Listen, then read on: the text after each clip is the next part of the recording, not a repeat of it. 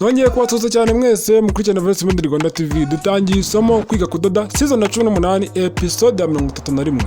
Nukuvuga ngo turi kudoda cyangwa turi gukora iri kote ryacu muri kureba hano.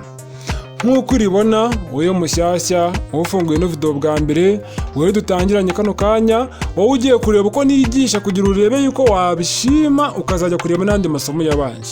Ndagira nkumenyeshe ko iri ryo kote turi kwiga none hanga. Waribonye? Dore iri ngiri twararikase turariteranya akantu ko kandi ubu turacyari kuriteranya. Ibyinshi twarabisoje, habya hano mu mugongo byose nkuko uri kubireba twarabisoje. Amaboko yacu niyo dusigaje gukora iriya mifuka uri kureba ku ikote hariya twarayikoze yombi. None dusigaje gufunga hasi neza nyine, tugafunga no ku mpande, tugacomeka n'aya maboko, tugatera n'ikoya, tugatera n'ibipeso, bikaba birarangiye. Urumva ko ibisigaye nubwo bwose ari byinshi ariko ntabwo ari byinshi. Ukurikije ibyo tumaze kwiga ibisigaye ntabwo ari byinshi. Rero wowe muntu warebye ama episode ukabona yarabaye menshi, wirinde kurambirwa. Irinde kurambirwa kuko wanareba filime ifite episode 500 kandi ukayireba. Wanareba filime ifite amasizoni n'amasizoni ukayireba. Rero hano iyi ntabwo ari filime kandi ni isomo. Ni ibintu bizagufasha gutera imbere, ni ibintu bizaguha amafaranga. Izi ni incamake wowe mushyashya. Izi ni incamake ibintu byo twagiye dukora byose. Naberetse uko bapima ibipimo, uko bakata, uko bashushanya byose mwarabibonye, uko bakora decoupe. Ibi byose ni incamake, ntago turatangira. Rero mbabwira ati iri somo utabona ryarabaye rirerire ukavuga ati no kubera iki? No kubera ko ari ikote. Ni ikote kandi akantu ko kandi byonyine ako kantu mvuze ngo akantu ko kandi ni ikote kandi ni ikote kandi akantu ko kandi nta n'ishusho na rimwe natarutsa. Nyine uko bikorwa byose urimo urabibona. Ngayibaze naye gufata amashusho angana gutya ukagenda ukora nko mu minota 17 ntago nayirenza kuko njya nyirenza muri episode ya mbere gusa murabizi. Mu gukata bizari episode imwe. Ariko ahandi ntago nayirenza kuko ntago byanyorohera gutegura rino somo. Wabibonye? Kote ryacu rikaba riruze rimeze kuri iki. Ibi byose nibyo twagiye dukora. Icyo nakubwira cyo ni kimwe, wowe mushyashya utarakora subscribe wayikora tugahita dukomeza n'isomo ryacu. Isomo ryacu rigiye gukomeza rwose akantu ko kandi no kuvuga ngo hano ugomba kuba hafi. Ahantu tugeze ni ahantu ho kwitondera. Ahantu tugeze tugiye umva ibintu byinshi by'ingenzi biri kubera hano hantu. Icyo nakubwira cyo ni kimwe nuko waba hafi kuko iri somo rigiye gusohoka ku buryo bwihuse cyane kandi rirarangira kwiga n'ayandi masomo. Rero twagarukiye hano basubije inyuma nk'umunota umwe cyangwa amasegonda 30. Twagarukiye hano turi gushyiramo tuno dufashi twacu mo hano, ndi kubabwira ngo tumaze gutera imifuka, iby'imifuka birarangiye, ngiye gushyiramo tuno dufashi hano. Ku muntu uri kwibaza ati se ndi kudushyiramo kubera iki? Ubundi ubu ngiye gukora iki? Nimara kudushyiramo ngiye guhita ko mfunga hasi. Ibyo nibanga nkwibiye umenye ko nemerewe kuvuga ibintu ntarakora kugira ngo bitaza kugucanga. Ku muntu ugiye guhita atarutsa ngo ngiye gufunga hasi, reka ntaruke ubwo nzongera kumureba maze kuhafunga. Si nk'inyuma se? Hoya, ntabwo ndi buhafunge nkuko nafunze. Uyu munsi biraza kuza bitandukanye. Umenye ko inyuma hano gufunga guturuka hirya kugera hino hose na ahantu nagiye mfunga ukuntu, ariko hano ho hasi uruhande rumwe rurafunze, uruhande rumwe ni hagati mu bipeso. Bishatse kuvuga ngo kubera ko ari hagati mu bipeso ubwo tayari akantu gashyashya wakumvisha kari buze kuzamo. Ikindi cya kabiri, ukuntu nahirinye hari aho inyuma ndi gufunga hasi biraza kuba bitandukanye na hano. Uko tayari nabwo akandi kantu gashyashya urakumvisha ko kari buze kuzamo. Niyo mpamvu kumbwira ati wowe wihutiye gutaruka, wowe wihutiye kuvuga ngo nzongera kureba ageze aha, ubwo nyine by'uhomba ntukomeze ubihombe. Icyo nakubwira cyo ni kimwe, kugira ngo ngende ushobore kumenya ibintu bigiye bitandukanye, ibintu byinshi wenda biracyari bike kuri njye, hari ibyo nshaka kumenya bindi ntaramenya, ariko kugira ngo ngende mbimenya gutya ibanga nta rindi. Ngenda ndushaho kureba akantu ko kandi, kwiga akantu ko kandi, ku buryo n'ibyo mbona ntazi kandi byoroheje bitari na ngombwa ko mbimenya, ahubwo ngiye mpita ko mbigira ngombwa kubimenya.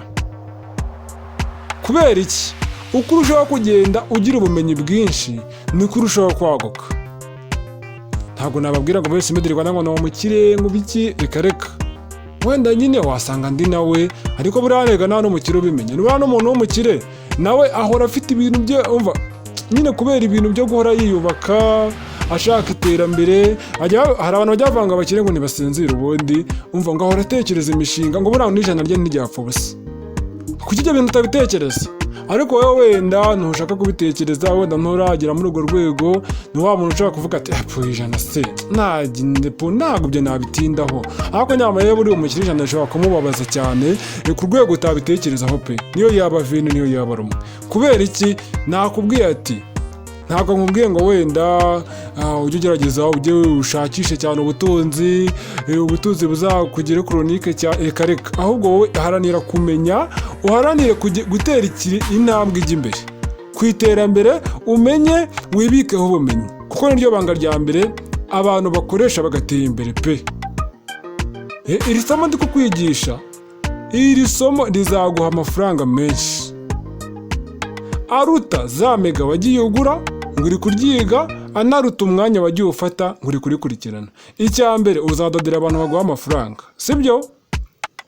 Icya kabiri uzaba ufite ubumenyi muri wowe bwo kudoda ikote, ubumenyi butari ubwa bose. Ubwo bumenyi wabukoresha ahantu hose rwose, hari aho wagera n'ibintu byo kudoda utakibikora, aho kubera ko ufite ubumenyi bwabyo ukagera ahantu bagukeneye ukabafasha.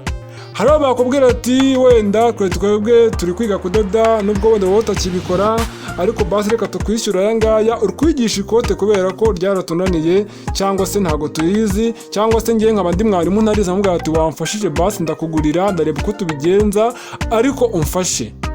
Ugasanga bwa bumenyi ububyaje umusaruro, kandi se wabwize gahoro gahoro, wabwigiye hano, ufata telefone yawe cyangwa mashini yawe ugafungura rwose ukirebera, nta bindi birenze. Nyamara wa muntu uri kubikubwira nawe bino ndi gukora arabibona, ariko ngo yabiburiye umwanya. Rero nizo ngaruka uzajya uhura nazo, kubera ko kwibikaho ubumenyi nibyo bintu bya mbere. Ntabwo mujya mubona ko ahangaha ndacyakomeza gushyira ngo dufashe, nanababwira tunaganira, ntimujya mubona ko yabigisha gukora imashini, mbigisha gukora imashini, kandi biriya bintu babigisha gukora. Ubundi umuntu ubikora niko kazi ke gusa, uba usanga no kudoda kenshi atanabizi. Wenda agomba kuba azi gupedara, gutwara akadodo gato kugira arebe ko imashini yakoze. Ibintu byoroheje nibyo abazi, ariko akenshi uba usanga ntabwo ari umutayeri, nyine ni umukanishi w'imashini biraho tu. Ariko ibaze ko ngewe mbereka ko ibintu by'ubukanishi mbizi, kandi nkanabereka ko ibintu by'ubudozi mbizi. Urumva ukuntu mba nagiye nibikaho ubwo bumenyi bugiye butandukanye. Rero niyo mpamvu nkubwira ngo nawe jya uharanira kwibikaho ubumenyi kuko birafasha.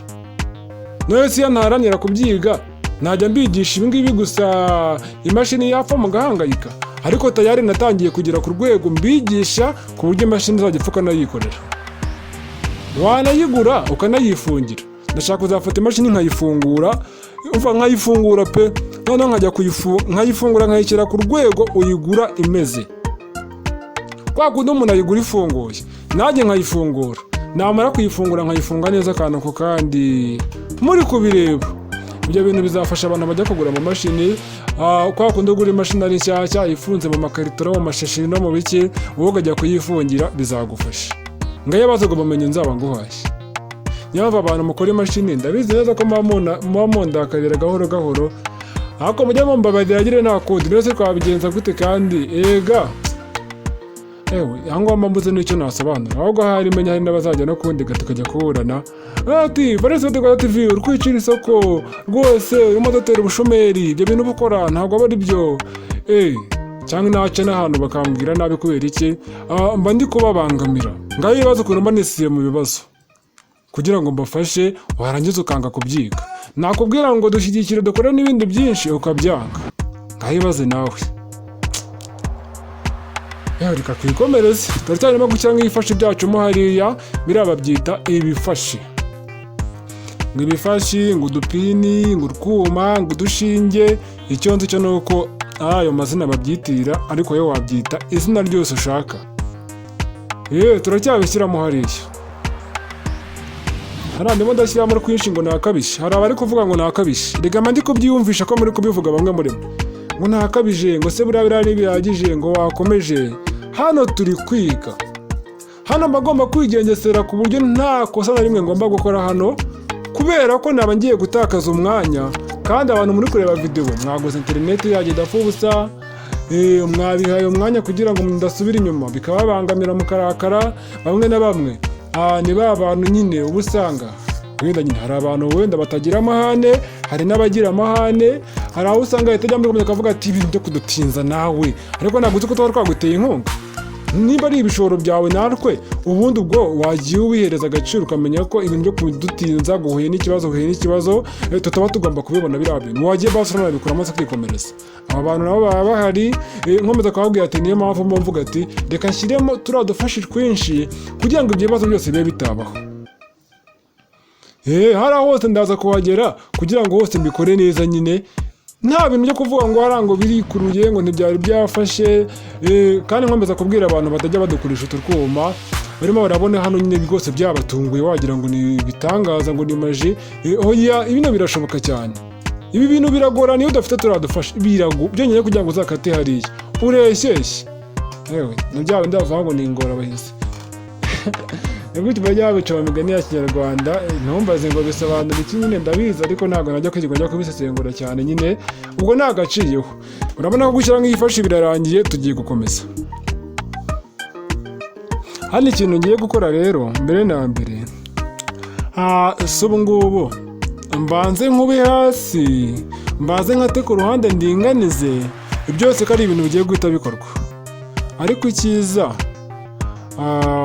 reka nkate ndinganize ni ukuvuga ngo iraduburira ibirengaho ngomba gukata nyine nkabireshyeshya uri kubibona kuriya hari ukuntu duburire ni ukuvuga ngo iyo dukata duburire warabibonye muri episode ya mbere duburire tuyikata irenga turambikaho igipande duburire tukajya turenzaho kugira ngo tutazajya guteranya ikaba nto ikabura niyo mpamvu hano rero ubona duburire itaba iri kuresha n'ibipande by'inyuma ku bwiza kubera iki nubwo duburire bikase muri decoupe ariko nyine nashyira nk'utuntu k'udukutiri kuko ushobora kugira gutya ikaba ntoya ibaye nto nabyo bitaba ibibazo cyane cyane ko ibigomba kureshya nabyo cyangwa se ikabirutaho gato hagati aho nyine iyo bisumbanye hari igihe biteza ikibazo gikomeye cyane ahubwo niyo mpamvu akenshi rero ugomba gukata kuriya ukagerageza ukabireshyeshya urabona ko bireshya amahanda aza kuyaringaniza buriya ntabwo ari ku murongo hano ku ijosi naho hari aho virozine naho iri kurenza naho ngomba kureba ukuntu mpareshyeshya kuriya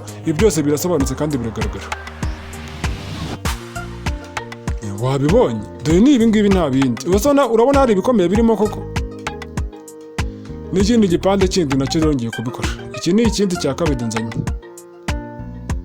nacyo reka mbere hari akumaha kariya kantu kari hariya nyine kaba karimo kakadekupe wabonye ku muntu uri kureba neza hariya dekupe urabona ko dekupe iba imeze nk'aho hari iri gusumbana hariya mu kwaha niyo mpamvu ya mibare umuntu arenzaho aba ari ingenzi ushobora no gusanga nawe nayirengeje hariho yabaye ngufiya ibaza hano iyo ntaza kuyirenzaho noneho hari ukuntu uringaniza bikavuga yuko hariya nta kintu umuntu akoramo nabyo muraza kubibona nyuma aho hose urabona ko birareshya pe ntabwo ndi bwirirwemo akata cyane reka wenda nkuriho turiya tuntu tumeze nk'uducafu tuba twageze kuri riziyeri nyine bagiye isozoroka nimba nabivuga gute simbizi naho ngende nkataho kuriya noneho hano hasi naho nkate mbireshyeshye neza kuriya ibi bintu wabibonye